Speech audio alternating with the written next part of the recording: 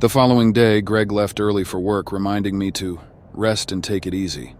His voice was calm, but his eyes held that same intensity from the night before, a hardness that made my skin prickle. I watched him drive away, feeling a strange mixture of fear and determination. I needed answers, and I knew I wouldn't find them by waiting for him to tell me. After he left, I went back to the box I'd found in the office. I sifted through the photos again, studying each one closely, hoping for any clue, any detail that might explain the growing gap between the life he described and the life I felt. In one of the photos, I noticed something I hadn't seen before. A woman standing off to the side, barely visible in the background. She was younger, with dark hair and a serious expression, watching me and Greg with a look that seemed out of place in the happy scene. I couldn't make out her features clearly, but something about her felt familiar, like an image lurking in the corners of my mind. As I continued to flip through the photos, a faint memory flickered, hazy and distant. A memory of laughter, of a woman's voice, sharp and teasing. Samantha, I thought, the name surfacing like a half-remembered dream. Could that woman in the photo have been Samantha? The friend who'd supposedly been with me during the accident? The friend who, according to Greg, had died. The name tugged at my thoughts, lingering even as I put the photos back in the box. I didn't remember Samantha, but the name felt significant, as if it held a piece of the puzzle I was trying to put together. I had to find out more about her to understand the connection we'd shared.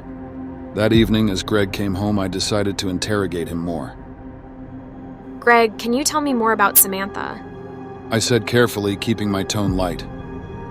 He froze for just a moment, his expression shifting slightly before he forced a smile.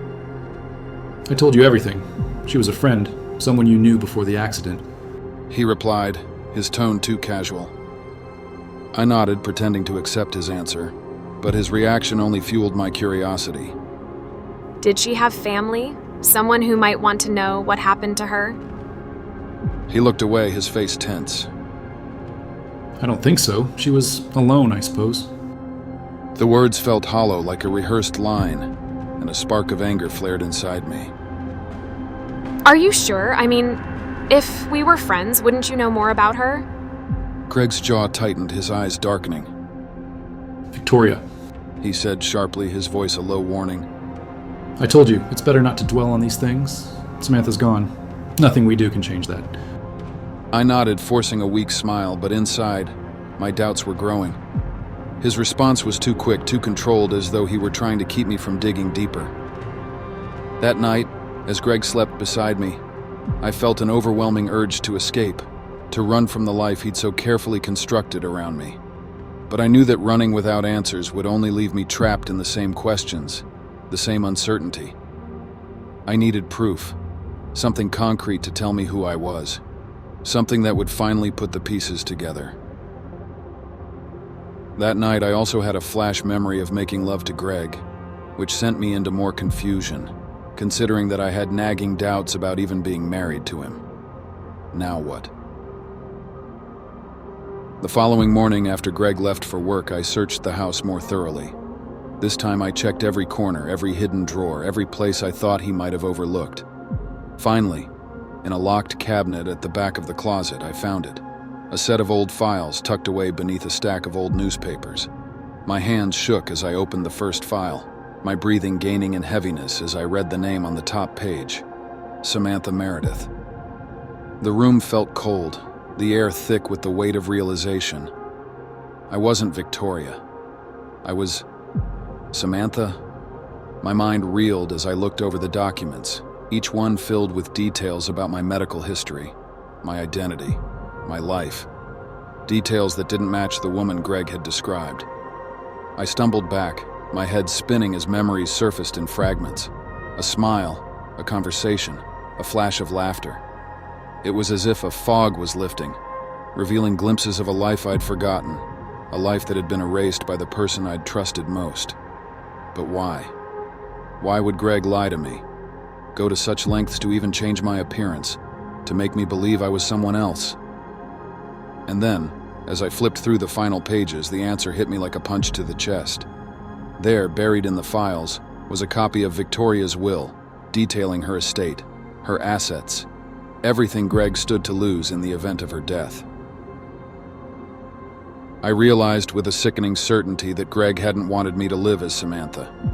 He'd wanted me to live as Victoria, the woman he'd loved, the woman whose life and wealth he needed to keep his world intact. I sat down, my body numb as the truth settled over me. Greg had obviously buried Victoria, replacing her with me, twisting my identity to fit the role he needed. I wasn't his wife.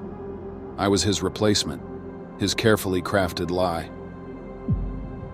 As the weight of this revelation sank in, I knew I couldn't stay here, couldn't pretend to be this woman any longer. I had to leave, to escape before he found out I knew the truth. But as I stood up, my mind racing with plans, I heard a soft creak behind me.